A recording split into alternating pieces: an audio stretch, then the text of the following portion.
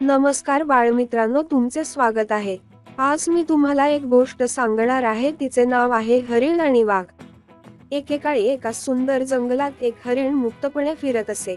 एकदा हरिण उन्हाळ्याच्या दिवसात पाण्याचा स्रोत शोधत असताना तो एका चमचमीत तलावावर आला। हरणाने तलावात डोकावून पाहिले आणि त्याला त्याचे प्रतिबिंब दिसले। त्याचे शिंगे सुंदर दिसत होते हे पाहून तो आश्चर्यचकित झाला आणि त्याला स्वतःचा अभिमान वाटला। मात्र पायाखाली पाहताच त्याला वाईट वाटले। तो स्वतःशीच विचार करत होता, भगवानांनी मला इतका सुंदर शिंगे आणि इतके कुरूप पाय का दिले? तेवढ्यात झुडपातून एक भुकेलेला वाघ निघाला। तो हरणाला खाण्यासाठी तयार होता। हरणाला आपला धोका चटकन लक्षात आला आणि तो शक्य तितक्या वेगाने पळू लागला।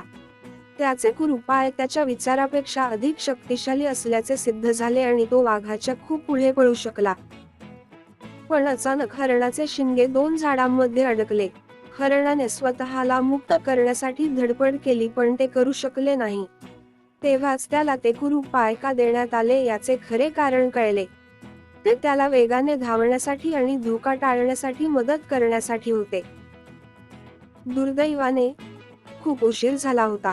वाघाने त्याला पकडून मारून टाकले।